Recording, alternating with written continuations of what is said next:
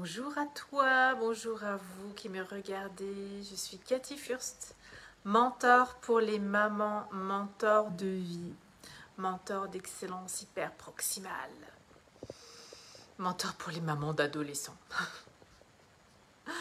J'en rigole parce que c'est quand même un métier d'être maman. Je me dis d'être papa aussi, hein. C'est un métier en fait. On n'apprend pas. On n'apprend pas, on voit juste le beau, on voit juste le bébé, la naissance, l'amour que procure un enfant. Mais on ne signe pas toujours pour tout ce que l'adolescence nous demande de transmuter, nous demande de nous remettre en question.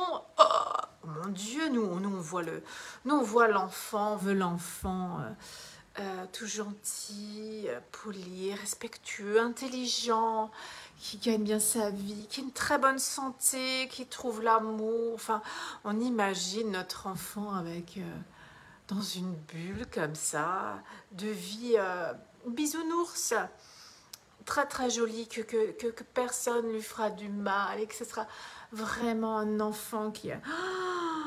Oh mais mon Dieu, on n'a pas eu ça nous. Forcément, alors on le veut pour notre enfant. Et donc, le piège, ça je le vois beaucoup. Le piège aussi, c'est qu'on offre à nos enfants ce que nous, on n'a pas eu. Donc, mais je parle matériel là. Ça veut dire que, oh pas que même matériel, ça veut dire que si toi, t'as pas eu le droit, t'as pas eu la chance de partir en vacances avec tes parents, eh ben t'emmènes tes enfants une fois, deux fois, trois fois, quatre fois dans l'année en vacances. Toi, t'as pas eu la chance de prendre l'avion. Quand tu étais jeune, tu l'emmènes faire un voyage. Moi, j'ai pas eu la chance de sortir comme je voulais. Mes parents, ils voulaient pas que je sorte avec mes copains. Il fallait que je rentre à 21h. Eh ben, ton enfant, il sortira jusqu'à pas d'heure. Et toi, t'as pas eu la chance d'avoir de l'argent de poche. Alors, tu donnes à ton enfant de l'argent de poche. T'as pas eu de la chance, t'as pas eu le droit de te faire percer. Bah, ton enfant, vas-y, mais perce-toi. T'as tout toi, oui. Rien de bien et de mal à ce que je vous dis. C'est juste de s'observer là et de regarder ce qui se passe. Et parce qu'on croit que comme nous, on n'a pas eu ce droit de faire ce piercing, ce tatouage, eh ben on était malheureux. Mais c'est pas vrai, on n'était pas forcément malheureux à cause de ça. Et donc on veut tellement pas que notre enfant soit malheureux qu'on lui dit mais oui, mais vas-y, perce-toi. Mais vas-y, tatoue-toi. Alors qu'il n'a pas besoin de ça. Pas forcément, ça ne rendra pas plus heureux. Mais c'est vraiment intéressant de voir ça. Et donc on veut vraiment que nos enfants soient dans cette boule. Et l'ado, et alors il arrive à l'âge d'adolescent, plus ou moins précoce, parce que maintenant l'adolescence, ça démarre à je ne sais pas quel âge. Et là, ça fait ping, pam, boum, maman, tout, papa, je veux vivre ça, je veux ça comme expérience, je veux ça, je fais ça, je pars à mobilette, et puis j'ai plus de feu à ma mobilette, mais c'est pas grave, hein, j'ai mis le téléphone avec la lampe torche, ça va très bien. Oh mon Dieu, non. Et puis tu prêteras jamais ta mobilette à quelqu'un d'autre parce que tu sais, avec l'assurance, parce que tu sais, aujourd'hui, nos jours, les gens, ils portent vite plainte et blablabla. Donc tu fais tout ton speech de parents avec toutes tes peurs. Et là, l'enfant, il prête sa mobilette. Mais rien se passe. Et toi, oh mon Dieu, non, je vais l'interdire de mobilette. Parce que s'il n'a pas de mobilette, il n'aura pas d'accident. Ah, mon Dieu, c'est nouveau toi par rapport à toi. C'est toujours toi par rapport à toi. C'est toujours toi. Là, l'enfant qui vient, qui veut faire une année de pause dans ses études. Oh, tu peux pas. Mais tu peux pas. Mais moi, j'en ai marre des études, maman, j'en peux plus. Mais tu peux pas. Mais pourquoi? Mais tu vas faire quoi? Je vais me reposer, je vais vivre. Mais non, il faut travailler, il faut aller à l'école, sinon tu gagneras jamais d'argent. Et puis tu fais un truc, je m'en fous, n'importe quoi, mais il faut que tu travailles. Mais pourquoi tu veux que j'aille faire un truc qui me... Je peux pas. Je peux pas faire un truc de... Je ne peux pas. Et là tu te dis, qu'est-ce que je fais? Moi, je milite. Moi qui rêve pour moi-même d'avoir un job que je kiffe, je vais dire à mon enfant, je vais lui marteler la cervelle et je vais lui dire, non, tu iras travailler. Parce qu'il faut de l'argent, même si tu n'aimes pas. Je n'ai rien à faire. Non. L'enfant, il te demande, l'ado, il te bouscule dans tous tes recoins. Et le truc qui est avec l'adolescence, et ce qui est hyper subtil, c'est que tu es sur la ligne. C'est comme si tu marches sur la ligne, je ne sais plus comment ça s'appelle. Du cirque, la ligne du cirque. Et que là, en fait, c'est hyper fragile, sensible, ce que tu dis. Ouais, je suis encore là, j'ai un problème de réseau. C'est hyper fragile ce que tu dis. Parce que tu es sur la corde raide, voilà, c'est le terme que je cherchais.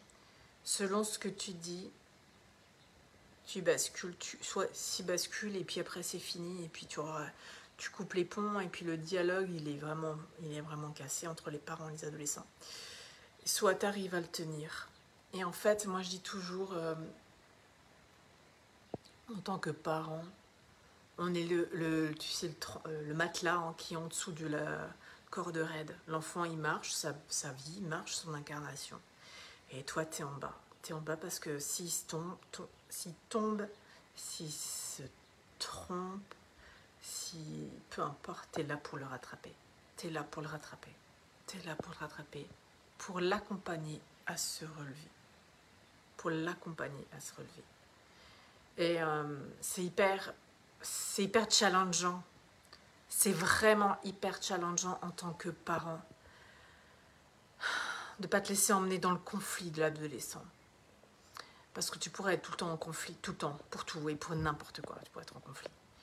Et là, ça demande d'avoir vraiment une posture de parent, c'est d'être... une posture de parent, j'aime même pas dire ça, une posture en toi. En toi, on la vit, une fois on la vit. Et de parler à partir du voix du cœur et pas de la voix de la peur. Parce que c'est quoi la peur? La peur qui se perd, c'est quoi la peur derrière? C'est quoi la peur qui roule en mobilette sans lumière? C'est la peur de l'accident, la peur de la mort. La peur qu'il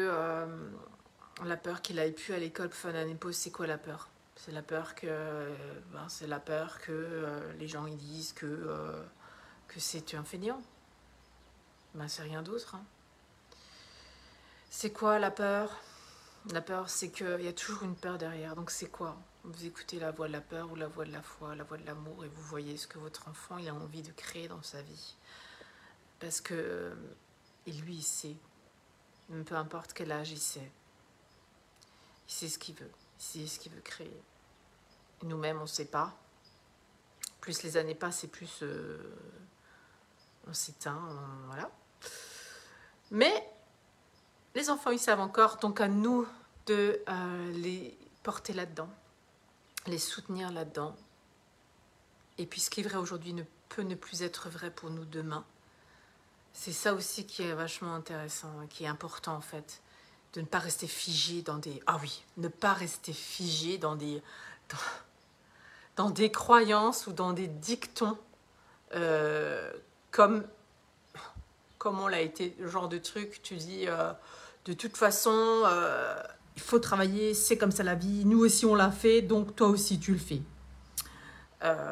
Tu vois, je suis sûre qu'il y en a tout plein, il n'y en a pas tellement qui me viennent là maintenant. Pourquoi? Oui, ma fille m'a une fois demandé, maman, pourquoi faut que j'apprenne l'histoire à l'école? Je ne sais pas. Alors, pourquoi il faut que tu apprennes l'histoire? C'est important de savoir ce qui s'est passé, l'histoire de France. Ok, pourquoi c'est important? Mais maman, moi, j'aime pas. Oui, bon. Eh ben, quand tu auras des bonnes notes à l'école, tu pourras choisir tous les métiers. Ben moi, j'y croyais pas. Mais j'ai quand même dit ça. Parce que je savais pas quoi dire. Alors j'ai dit ça. Et maintenant, je suis plutôt du genre à leur dire, fais ce qui te plaît sur le moment, fais ce qui te plaît sur le moment, ça peut changer 10 fois, ça peut changer 20 fois, ça peut changer 50 fois, on s'en fout. Faut que tu sois bien, faut que tu sois bien, faut que tu sois bien. Et c'est ça. Et c'est chaud pour nous les parents. Ah, c'est tendu pour nous les parents. C'est compliqué. C'est simple. C'est pas habituel en fait. C'est simple, mais on n'a pas l'habitude parce qu'on sait pas faire simple. On voit que les cases qu'il faut cocher, qu'il faut remplir, parce que comme ça, nous, on est tranquille. On rentre dans le moule. Tout le monde est bien à sa place. Mais non, c'est pas comme ça. Dites-moi si ça vous parle en commentaire. Je serais vraiment ravie d'échanger avec vous sur ce sujet. Et puis, je vous dis à demain. Bye bye!